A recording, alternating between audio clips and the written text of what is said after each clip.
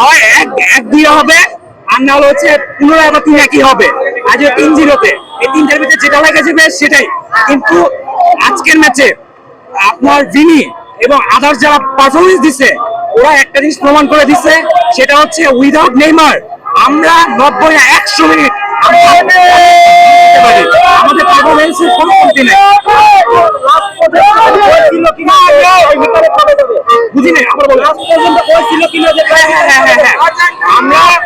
আমি জাপানের কথা বলি, জাপান প্রথম হাফ টাইমে এমন পারফরমেন্স দিছে, ডিফেন্সের এমন পারফরমেন্স ছিল যেটা হচ্ছে অমাই।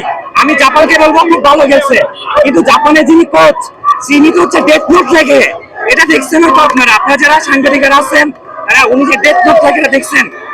তো আমি বলবো যে জাপান প্রথম হাফ মিনিটে যে পারফরমেন্স দিচ্ছে, সেই পারফরমেন্স অনুযায়ী আমি ভাবছিলাম যে ম্যাচে গেছে ভাই, আমাদের অবস্থা খারাপ। ইভেন মনে করেন যে চোখে পানি না আসার মতো অবস্থা।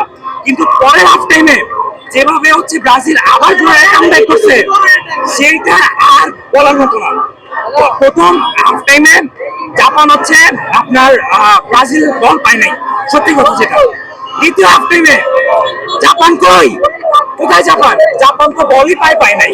সেই ক্ষেত্রে আমি শুধু এটাই বলবো, আজকের ম্যাচটা জিতছে আলহামদুলিল্লাহ। পরের ম্যাচ যেটাই হোক আমি ইনশাল্লাহ জিতে, কারণ কিছু আফাভক্ত আছে যারা, আমি চাবো তাদের মুখটা সম্পূর্ণ বন্ধ হোক। তারা হচ্ছে 3টা বিশ্বকাপ পাইছে, 3টাই ফাউল।